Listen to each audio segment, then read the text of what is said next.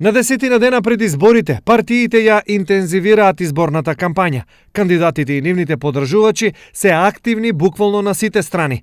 Од левица денес информираа дека поднеле представка до Уставниот суд за укинување на нормираниот учинок како услов за добивање на минимална плата. Македонија е девитна исклучок, како да кажам, затоа што нормиран учинок како услов за добивање на минимална плата нема никаде, ни во Европа, ни во регионов. Тој нормиран учинок беше воведен од ВМРО ДПМНЕ, задржан од СДСМ, единствено левица сака да го тргне.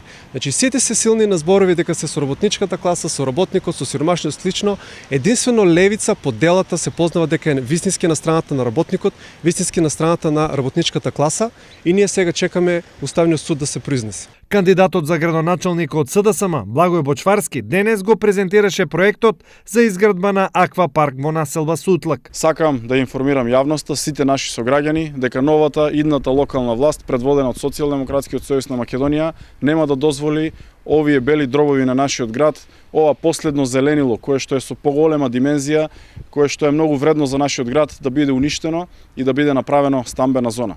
Овде, ние, Социјалдемократскиот сојуз, веќе објавивме, имаме план да изградиме спортско-рекреативен центар, спортско-рекреативна зона за Штипјани за нашиот град. Овде ветуваме дека ќе изградиме голем аквапарк, кој што ќе значи многу за Штипјани. Во склоп на овој аквапарк предвидуваме да има изградено затворен базен и отворен базен, кој што ќе биде место за рекреација на Штипјани, сала за боречки спортови. Овде предвидуваме пешачки патеки, велосипедски патеки и многу зелени површини место за рекреација на Штипјани. Кандидатот за градоначалник од ВМРО ДПМНЕ, Илчо Захариев, беше на средба со занаетчиите. Едно од нивните барања тоа е околу просторното згрижување. За сега е решено, но според законските решенија, за да може да ја зачуват лиценцата, тие мора да имаат посоодветни услови и поголем простор. Тука можеме да им излеземе во пресред. Вториот проблем кој го имаат е во делот на нивните права, а посебно во делот на фискализацијата и оврските кои произлегуваат од законот за фискализација, каде тие како самостојни практично лица кои работат и вршат одредена занечка дејност, делумно не се обврзани да имаат фискални, а делумно се обврзани, имаме двојни стандарди, така да тука ќе направиме заеднички да им помогнеме. Тие ќе соберат на петиција потписи, ние од наша страна ќе дадеме логистика, затоа што ако во законот имаат право да не бидат фискализирани, тука да бидат задолжени со одредена сума годишна која треба да платат како данок, мислам дека тоа треба да биде испочитувано до крај. Мора да се бориме и против сивата економија. Знаеме дека има доста занечии кои работат на црно или сивни, што ги викаме.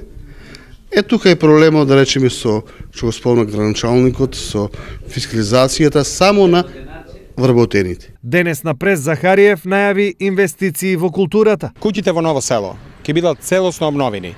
Доколку Министерство за култура одбие да финансира во Штип, тоа ќе го направиме ние како локална самоуправа со нашиот локален буџет. Ќе ги обновиме куќите на булеварот Гоце Делчев. Ќе инвестираме во нашите културни институции, во нашата национална библиотека, во нашиот дом на култура и нашиот театар, како и музеот. Општина Штип може тоа да го направи.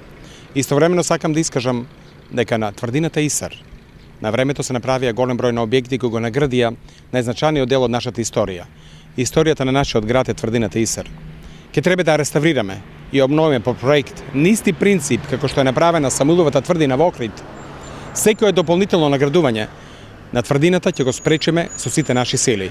Носителот на листа на ВМРО ДПМНЕ Иван Јорданов зборуваше за направени и идни проекти за населбата Баби.